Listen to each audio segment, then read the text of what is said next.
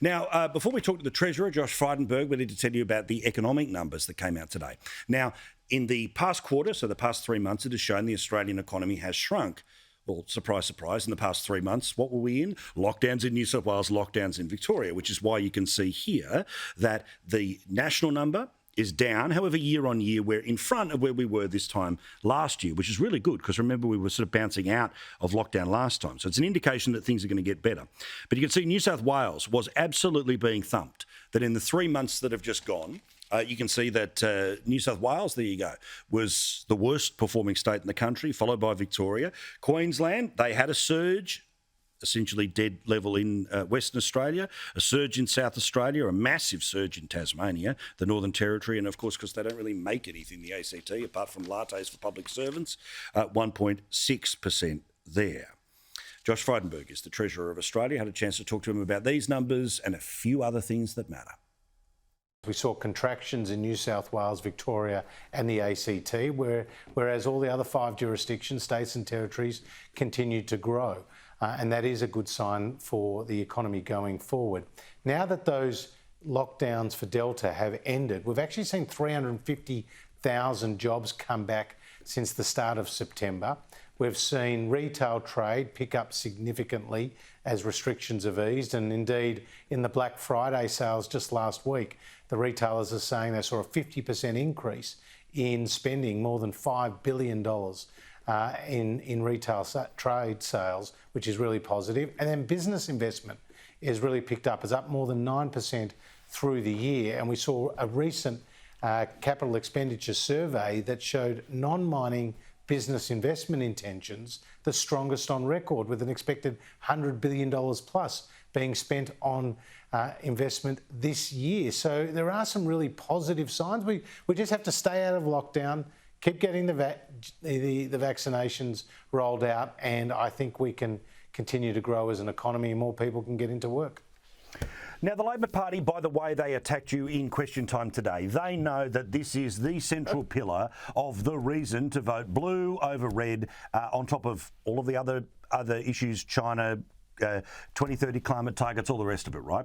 They came at you in a stupid fashion. But I want to ask you this. We know what they suggested last time, but what is the idea that they are suggesting for this time that means they will not do the same economic job that yourself and the Prime Minister have been able to do in the past 3 years?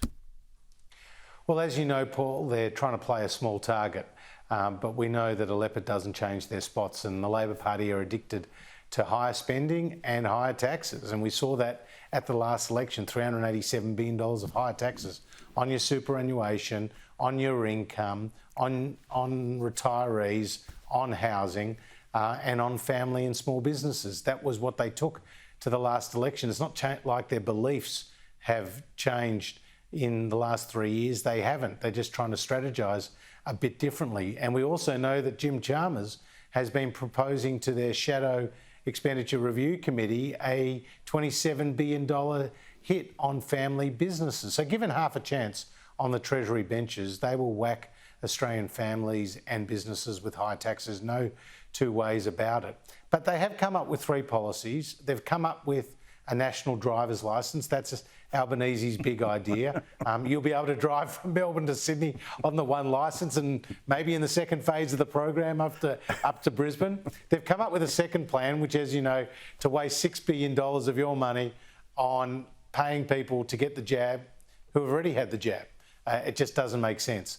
And so that was a big cash splash, which Senator Katie Gallagher has already walked away from and embarrassed her leader and the Shadow Treasurer on that. And then there's this third policy. I don't know if you caught up with this, Paul, but Anthony Albanese is talking about taking off the fuel excise from electric vehicles. There's only one problem with that. There's no fuel excise on electric vehicles. So he wants to abolish a tax that doesn't even exist. So this guy's never had a financial or Treasury portfolio. He's never sat in an ERC and delivered a budget. And of course, he's addicted, as the left of the Labor Party are, to higher taxes and more spending. And what's more, he's a weak leader. And given the opportunity in government, it will be a partnership between Red Labor and the Green Greens. And Adam Bandt's already talking about his colleagues as being shadow ministers. Yeah. And we know what the Greens would do if they got their hands on the Treasury benches. Imagine Adam Banter's treasurer in a Anthony Albanese government. God help us. Well, let alone what they said yesterday, that they would push the government, the Labor government, to a 75% emissions reduction scheme by 2030. Now, you remember your days in the environment portfolio. You know sort of the emissions I've tried to forget those. Here. I've tried to forget those. No doubt. But we know that the Australian people endorsed the government's position on 2030 a couple of years ago. They rejected 45%. The idea that Labor has a track record of saying no carbon tax under the government I lead until I want to lead a government, and then sure, you can have a carbon tax. Now, they may not go to 75, but they're saying that they should match the United States. That's 50%.